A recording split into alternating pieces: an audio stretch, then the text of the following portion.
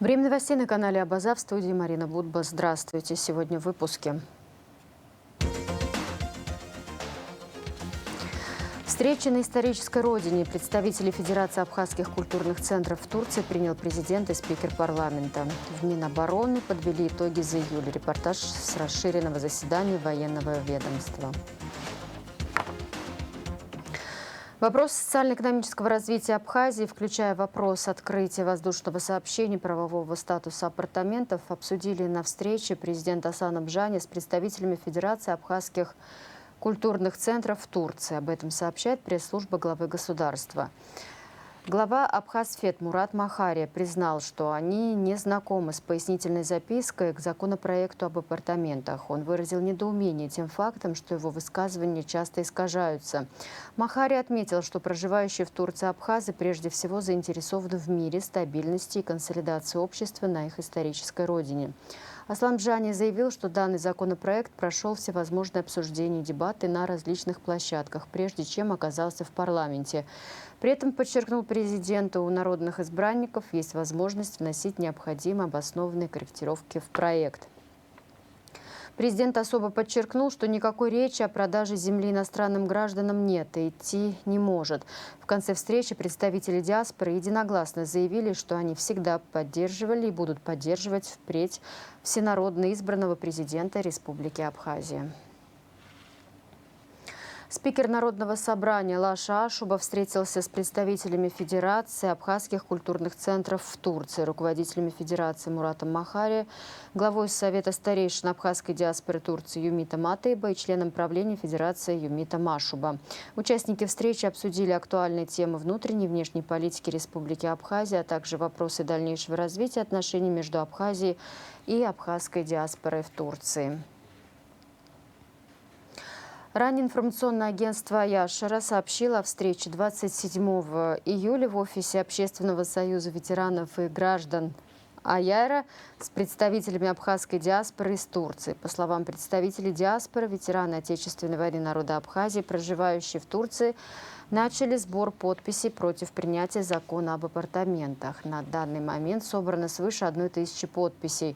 По возвращению все организации абхазской диаспоры Турции сделают публичное обращение, в котором озвучат свое категорическое несогласие с законом, регулирующим строительство, продажу и эксплуатацию апартаментов, отмечается в сообщении. Абаза ТВ продолжает показ видеороликов в рамках проекта «Ахшиюла Цара» с размышлениями государственных и общественных деятелей, представителей творческой интеллигенции по актуальным вопросам строительства государства, национальные идеи и темы обсора. Сегодняшний ролик с участием нашего соотечественника Адема Махария.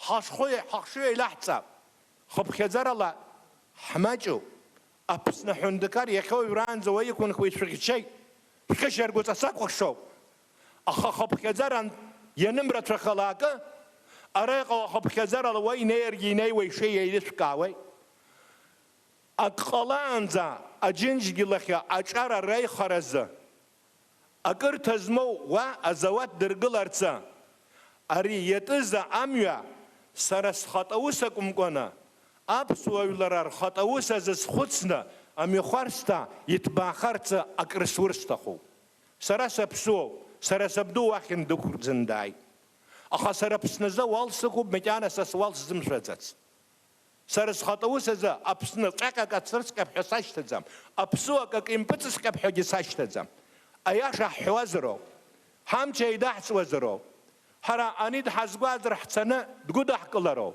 هرا خب كزر الواح جراح يحمجهم حز جراح يتقزرو هم شيء لحسرو يسحر يزست خبريو ويا نقح زقمصا واح جراح حزوي أنشي محال يا أخي حزدق وانصح يتشي مدع يا أخي واح جراح حبزيو أخريقو فشقر حبزيه زم هراح خنخوا أراح بدوت رجعي بشيد حبت رجعي بشيد أراح شاله حلا خزرجة ينام وشنا شراش بسوا تركوا زم حيا حشقل وجه قالوي هراح جنت جلواو حبسات جلواو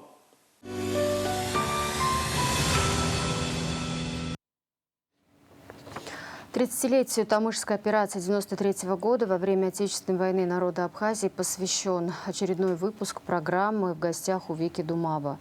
Высадка тамышского десанта предрешила исход войны. В результате операции удалось прервать сухопутное сообщение вражеских войск. Это позволило провести наступательные операции над Сухумом, и спустя 3 месяца Абхазия была освобождена от грузинских оккупантов. Гость передачи – ветеран Отечественной войны, непосредственный участник тамышской операции, кавалер ордена Леона Тимур Надарая.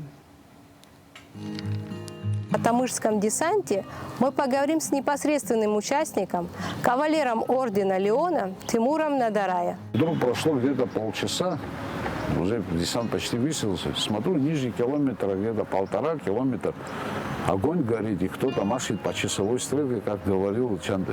Я говорю, это наш. А я не слышал, когда он мне это говорит. Ты откуда знаешь, что это наш? Я говорю, наши. Мне командир говорил, давай туда. А вдруг, говорит, не наши. Я говорю, наши. Тимур, ну вот подводя итоги, июльская операция, она была успешной, да? Ну, вы знаете, самая успешная операция абхазская, это все-таки Гагаринская была. Почему? Мы заняли, освободили город, дошли до государственной границы с минимальными потерями для, если с военной точки зрения смотреть, это были минимальные потери. Да. А вот июльская операция, она, конечно, по освобождению Сухума и вообще по масштабам была самая сложная, самая кровопролитная и, естественно, успешная. Вот, обладание 920-й высоты, тогда я говорю, кто владеет 920-й высотой, тот владеет Сухумом. И вот мы 920-й владели, половина высоты наша была, на половине держались грузины.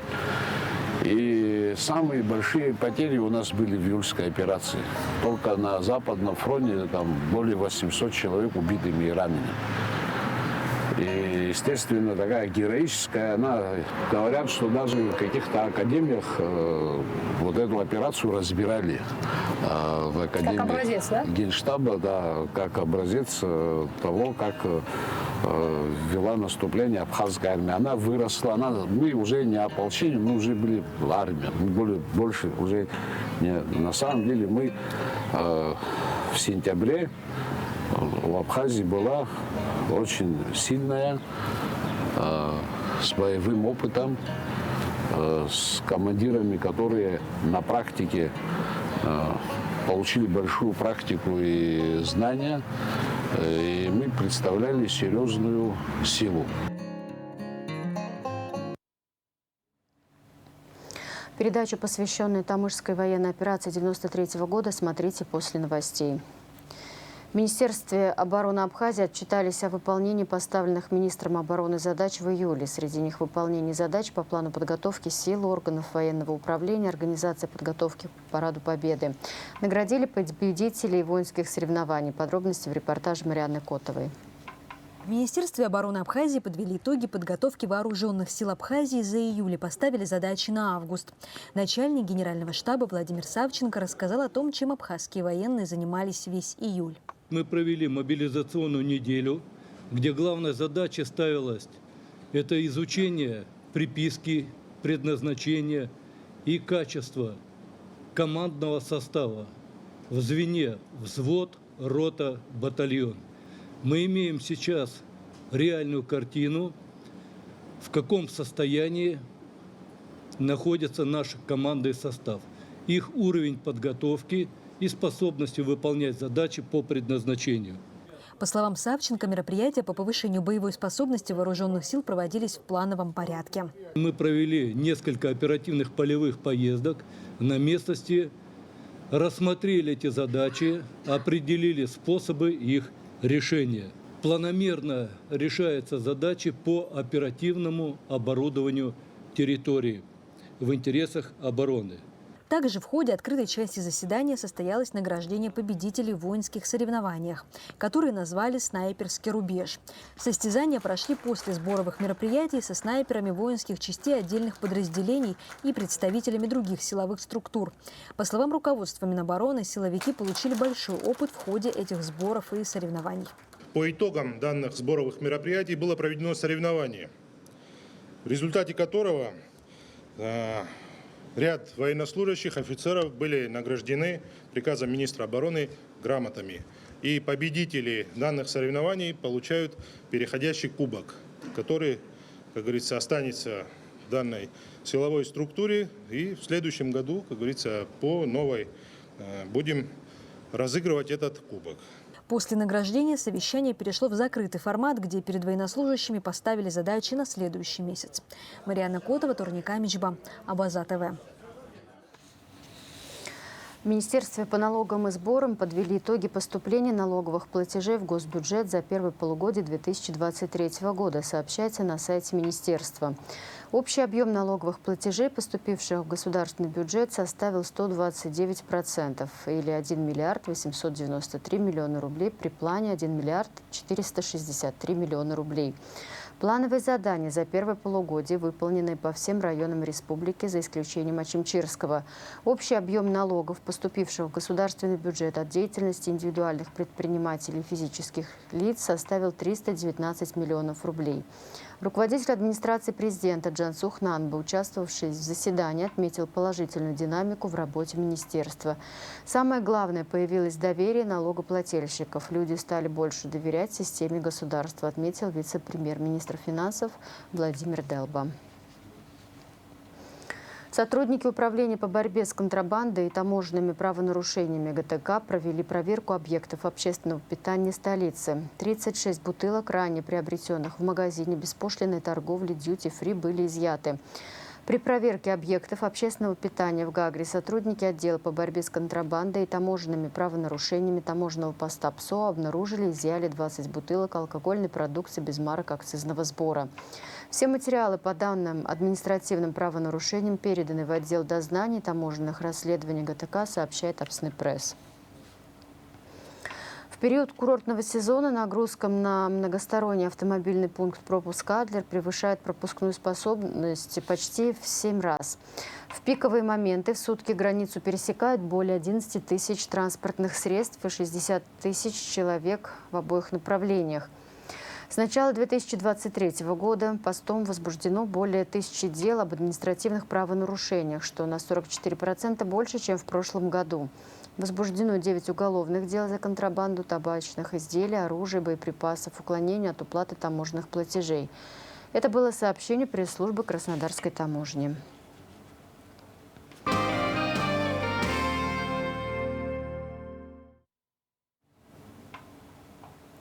Рабочая встреча уполномоченного по правам человека в Абхазии Анас Кишмария и генерального прокурора Республики Адгур Аграба состоялась 27 июля. Было достигнуто взаимопонимание о необходимости оперативного взаимодействия в случае возникновения вопросов защиты прав граждан Абхазии и лиц, обратившихся за помощью в офис омбудсмена. Еще один туристический поезд начнет курсировать в Абхазию. Об этом сообщает телеграм-канал АЖД. Турпоезд «Рица» будет следовать по следующему маршруту: Сочи, Роза-Хутор, Гагра, Сухум, Сочи, аэропорт Сочи. Турпоезд будет останавливаться по одному дню в Сухуме и Гагре. В этом году «Рица» совершит несколько рейсов, а со следующего года начнет курсировать регулярно. Для этого Абхазской железной дороги нужно обустроить на станциях пути отстоя вагонов. В Абхазию в рамках договоренности АЖД с федеральной пассажирской компанией уже курсирует туристический поезд Туапсе-Гагра. «Рица» будет вторым. 4 подпорные стены железнодорожного моста восстановят в селе Приморское Гудаутского района, сообщил «Спутник» замгендиректора АЖД по строительству Амиран Лагвилава. По его словам, специалисты уже залили фундаменты 2 стен глубиной 20 метров. Сметная стоимость работы – около 11 миллионов рублей собственных средств АЖД. Их планируют завершить к 20 августа. По участку пускают составы. Поезда сбавляют скорость и медленно проезжают. Движение грунта в этом районе не наблюдается, добавил Лагвилава. В селе Приморское есть еще 2 проблемных участка, которые предстоит восстановить, добавил он.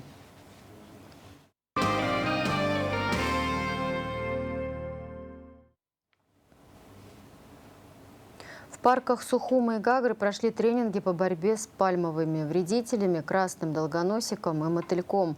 Мероприятия состоялись при поддержке проектного офиса продовольственной и сельскохозяйственной организации ФАО в рамках проекта «Устойчивое развитие сельского хозяйства и лесов в интересах сельских сообществ». В тренингах приняли участие сотрудники администрации, владельцы отелей и люди, обеспокоенные проблемой гибели местных пальм. Эксперт проектного офиса ФАО Михаил Кирия поделился знаниями и навыками по обнаружению и борьбе с опасными вредителями, поражающими пальмы. Анонс программ телекомпании «Абаза ТВ» на выходные дни. К 85-летию со дня рождения Владимира Ацнарея, литературоведа, критика, переводчика, в субботнем эфире «Абаза ТВ» смотрите передачу «Амчубш Агвейсибш» из архива телеканала. 12-й фильм из военной хроники Тали Джапо об июльской операции Отечественной войны народа Абхазии Бушрам Амшинца смотрите 29 июля в 20:00. В программе воскресного эфира мы продолжим показ репортажа из Черкесска о празднике народа Абаза на абазинском языке. В 20:00 30 июля смотрите пресс-конференцию «Спутника Абхазии» о предстоящем международном музыкальном фестивале в Пицунде.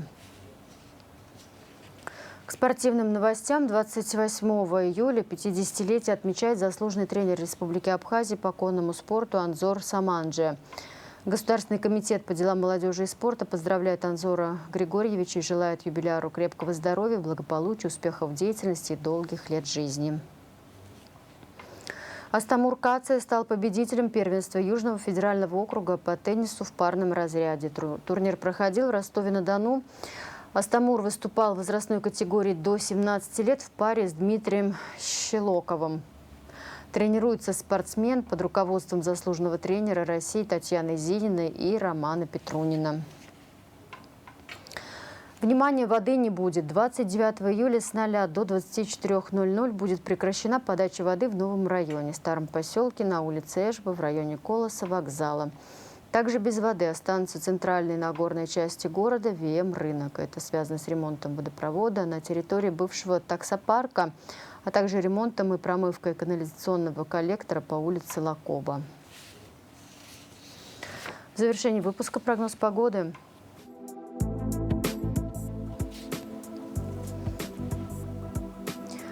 В выходные дни 29 и 30 июля в Абхазии ожидается переменная облачность без осадков. Атмосферное давление нестабильное. Температура воздуха ночью 15-20, днем 24-29. Температура морской воды плюс 26. Относительная влажность воздуха 60-90%.